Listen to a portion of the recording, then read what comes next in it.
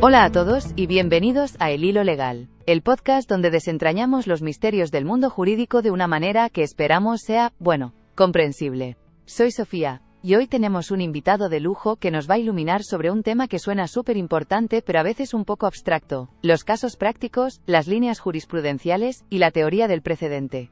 Mateo, bienvenido. Gracias, Sofía. Un placer estar aquí. La verdad es que cuando oigo precedente judicial o líneas jurisprudenciales, mi cerebro empieza a dar vueltas.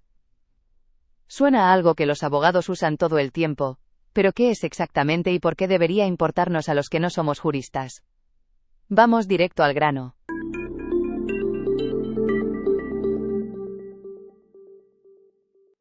Mateo, para empezar, hablemos de esos casos prácticos que mencionamos en el título.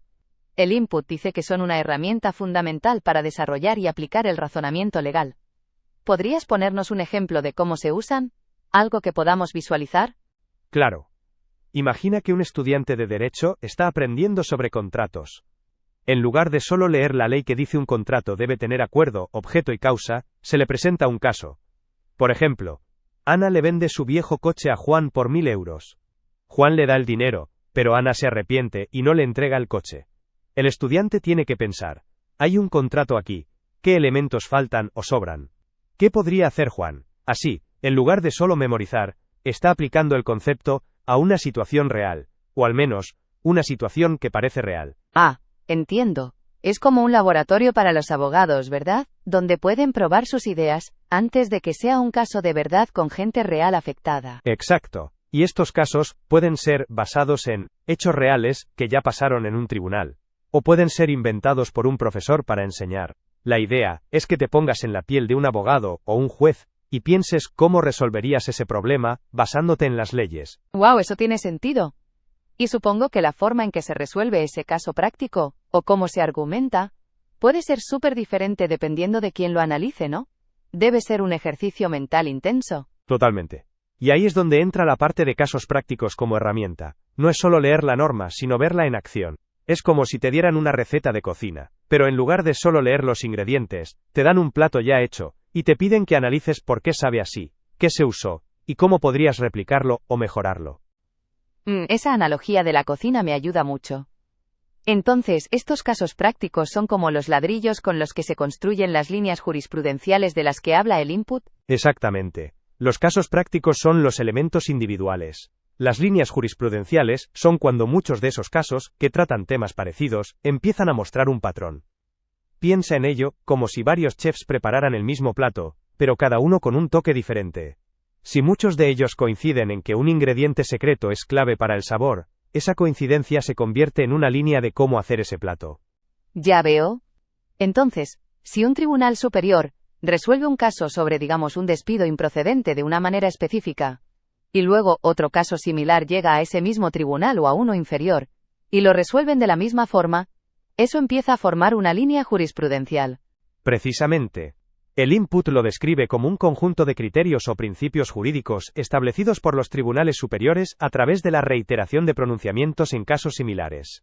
La clave es esa reiteración. No es una decisión aislada, sino una tendencia que se va consolidando. Es como cuando ves que varios meteorólogos predicen lluvia para el fin de semana. Empiezas a creer que realmente va a llover. ¡Wow! Reiteración es la palabra mágica, ¿verdad? Y supongo que eso le da como una especie de autoridad a esa forma de resolver las cosas, porque no es solo la opinión de un juez, sino la de varios, y además, de tribunales que tienen más peso, ¿no? Sí, esa es la idea. Los tribunales superiores, como la Suprema Corte de Justicia de la Nación en México, emiten estas decisiones, que luego sirven como guía para los jueces inferiores. Es para que no cada juez decida de forma totalmente distinta ante situaciones idénticas. Imagina el caos, si cada vez que alguien se divorciara, el juez decidiera la división de bienes de una manera completamente aleatoria. Sería un desastre. Entonces, las líneas jurisprudenciales son como las reglas no escritas, pero basadas en decisiones reales, que ayudan a que las cosas sean más predecibles y justas. Exacto. Son la columna vertebral de cómo se interpretan y aplican las leyes en la práctica. Y esto nos lleva directamente al concepto de precedente. Ajá, el gran precedente. El input lo define como la doctrina que establece la obligatoriedad de seguir criterios jurisprudenciales previos para resolver casos similares. Pero también dice que en México el camino ha sido complejo y evolutivo, y que no tenemos un sistema de precedente vinculante estricto como en el common law. ¿Qué significa eso de vinculante estricto y por qué es tan importante la diferencia? Buena pregunta. En los sistemas de common law, como en Estados Unidos o Reino Unido, el precedente es ley. Si un tribunal superior ha decidido algo, los tribunales inferiores tienen que seguir esa decisión, a menos que puedan demostrar que el caso actual es significativamente diferente. Eso se llama distinguir el caso. Es como una jerarquía de decisiones. La decisión de un tribunal de apelación es una orden para los tribunales de primera instancia en su jurisdicción. Entiendo. Es como si la decisión de un juez fuera una ley para los casos que vienen después. Entonces, en México no es así de estricto. No del todo. Históricamente, en México, el sistema legal se basaba más en la ley escrita, en el Código Civil, en el Código Penal. La influencia del positivismo jurídico, que se centra en la ley promulgada por el legislador, hacía que el precedente judicial tuviera menos peso. Era más como una opinión informada que una orden directa.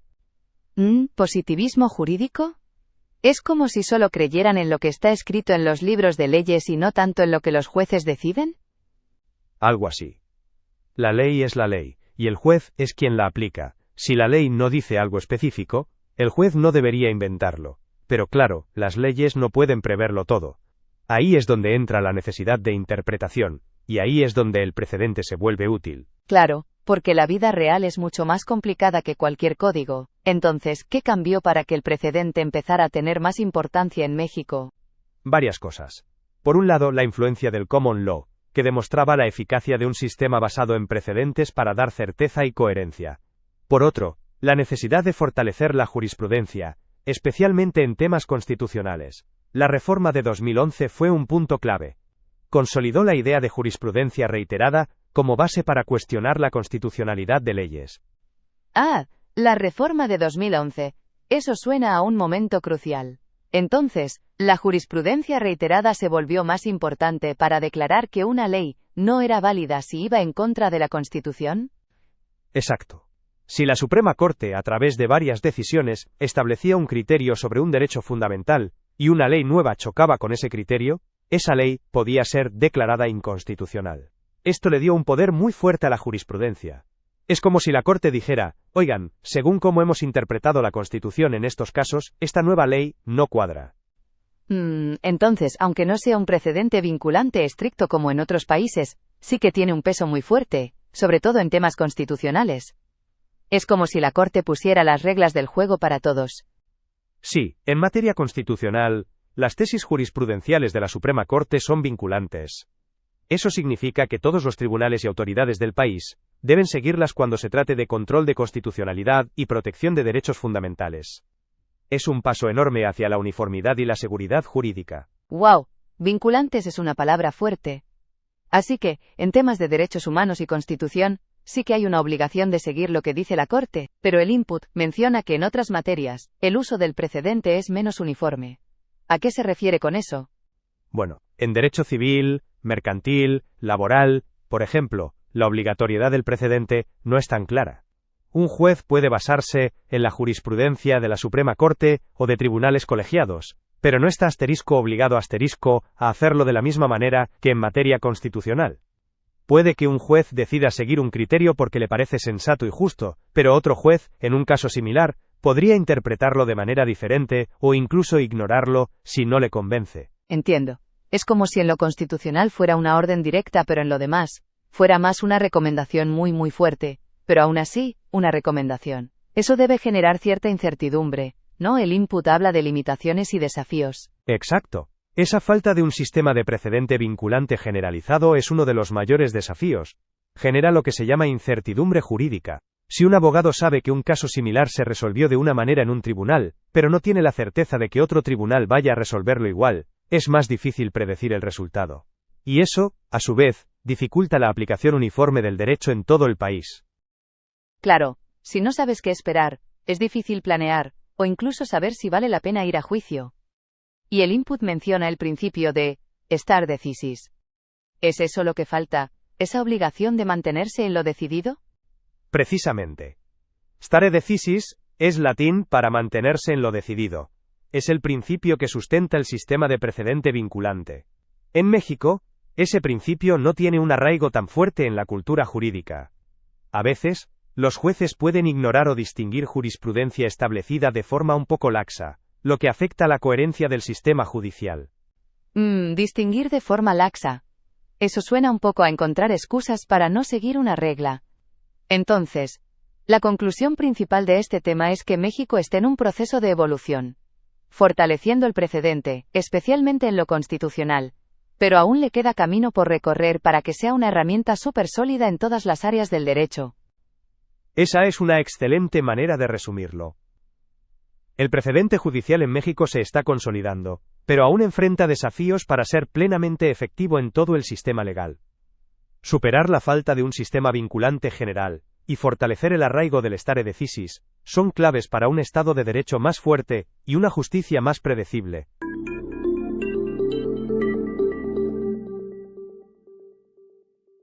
Mateo, esto de los casos prácticos, las líneas jurisprudenciales, y el precedente es fascinante. Me queda mucho más claro cómo funciona, o al menos, cómo está funcionando en México.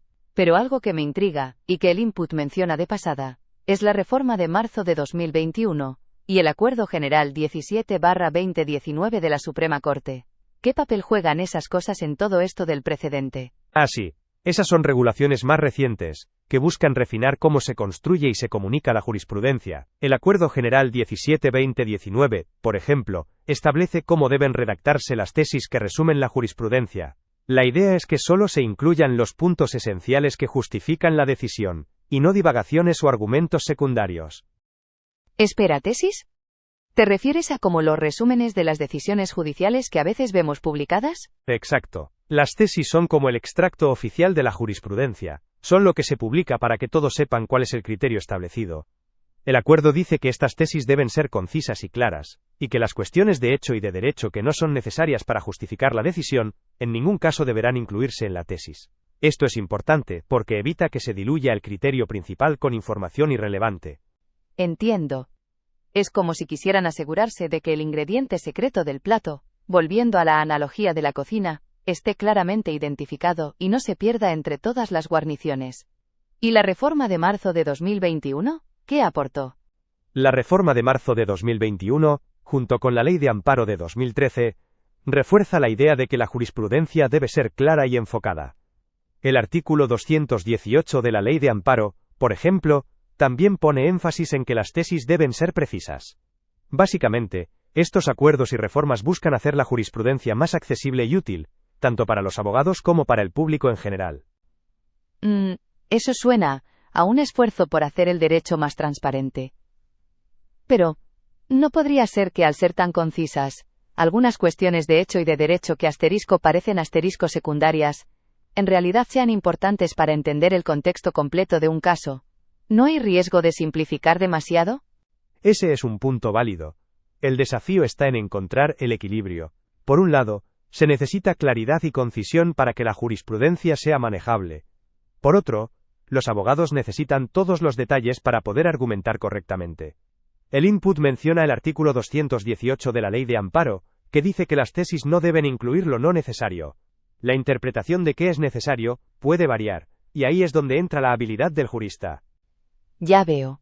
Es como leer un resumen de un libro, te da la idea principal, pero si quieres entender los matices tienes que leer el libro completo. Y para los abogados, el libro completo sería el expediente judicial, ¿verdad? Exacto. La tesis es la guía, pero el expediente completo es donde están todos los detalles. Y es en ese expediente, donde los abogados buscan distinguir casos, o encontrar argumentos para sus propias posiciones. El input también menciona a José Ramón Narváez Hernández, y su idea de argumentación casuística a la narrativa argumental. ¿Te suena? Argumentación casuística a narrativa argumental. Suena un poco como si pasáramos de analizar casos uno por uno a contar una historia con esos casos. ¿Podrías explicarme eso, Mateo? Porque me suena a algo más profundo que solo seguir reglas. Claro. La argumentación casuística se centra mucho en el caso concreto, en los hechos específicos, y en cómo la ley se aplica a ellos. Es como si cada caso fuera una pequeña isla que hay que analizar por sí sola. En cambio, la narrativa argumental busca construir una historia más amplia, donde los diferentes casos se entrelazan para formar un argumento coherente y persuasivo. O sea, en lugar de solo decir este caso se parece a aquel otro, es como si se estuviera construyendo un relato donde el precedente es un personaje que va evolucionando o influyendo en la trama general del derecho. ¿Es algo así? Esa es una excelente manera de verlo. La narrativa argumental intenta crear un discurso más completo, donde las decisiones judiciales no son solo puntos aislados, sino parte de un desarrollo lógico, y a menudo, histórico. Se busca convencer no solo por la aplicación estricta de la norma, sino por la fuerza de la historia, que se cuenta con los precedentes. ¡Wow! Eso le da una dimensión completamente diferente. Entonces, esto significa que el derecho no es solo un conjunto de reglas frías, sino que también tiene un componente de narración y persuasión. Absolutamente. El derecho, en la práctica, es un arte de la argumentación. Y la narrativa es una herramienta muy poderosa para argumentar. Piensa en cómo los abogados presentan sus casos.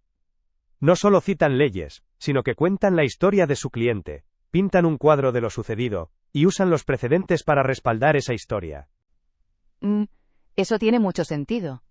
Y me hace pensar en cómo los casos prácticos, que al principio vimos como laboratorios, también son como los capítulos de esa gran narrativa legal que se va construyendo. Exacto. Los casos prácticos son los bloques de construcción de esa narrativa.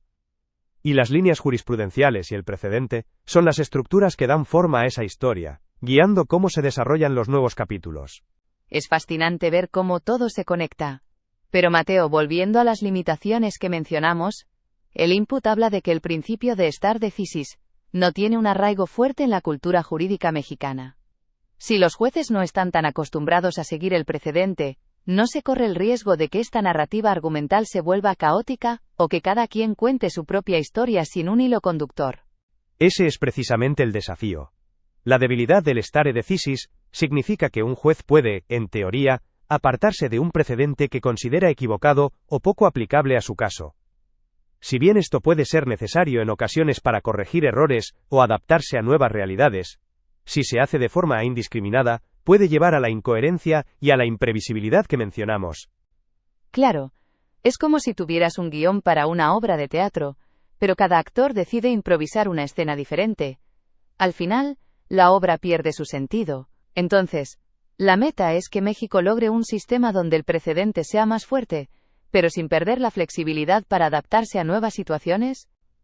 Esa es la gran pregunta y el objetivo a largo plazo. Se trata de encontrar un equilibrio. Fortalecer el precedente para garantizar la seguridad jurídica y la uniformidad, pero manteniendo mecanismos para que el derecho pueda evolucionar y adaptarse a las complejidades de la sociedad. Es un proceso constante de ajuste y refinamiento. Ajuste y refinamiento. Me gusta cómo suena eso. Y creo que eso resume bien la situación actual en México. Un sistema legal que está aprendiendo a usar estas herramientas. Los casos prácticos, las líneas jurisprudenciales, y el precedente, de una manera cada vez más sofisticada. Es un camino, pero un camino importante para la justicia. Totalmente. El derecho no es estático, y la forma en que se aplican estas herramientas refleja esa evolución. La clave está en seguir construyendo sobre lo ya decidido, pero siempre con un ojo crítico y una mente abierta a la mejora. Así que, en resumen, los casos prácticos son los ladrillos, las líneas jurisprudenciales son las paredes que se van construyendo con esos ladrillos, y el precedente es la estructura que le da forma a todo el edificio legal. Especialmente en materia constitucional en México, aunque todavía hay mucho trabajo por hacer para que sea igual de sólido en todas las áreas. ¿Me he quedado cerca? Te has quedado muy cerca. Esa es una metáfora excelente para entender la interconexión de estos conceptos.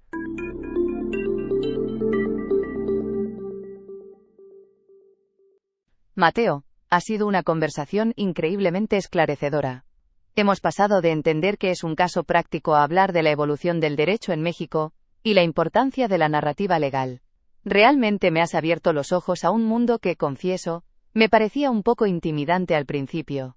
La forma en que has usado ejemplos concretos y analogías ha sido súper útil. Me alegra mucho haber podido aportar algo de claridad. El derecho puede parecer complejo, pero al final, se trata de resolver problemas y buscar justicia, y estas herramientas son fundamentales para lograrlo. Absolutamente. Y creo que para nuestros oyentes, la idea de que el derecho tiene esta parte de narrativa argumental, y que no es solo un conjunto de reglas frías sino algo que se construye y evoluciona, Es un pensamiento muy poderoso. Ha sido un placer tenerte aquí y desgranar este tema tan importante. El placer ha sido mío, Sofía. Gracias por la invitación y por tu interés. Con esto terminamos el episodio de hoy de El Hilo Legal. Espero que les haya resultado tan interesante y útil como a mí. Gracias por escuchar.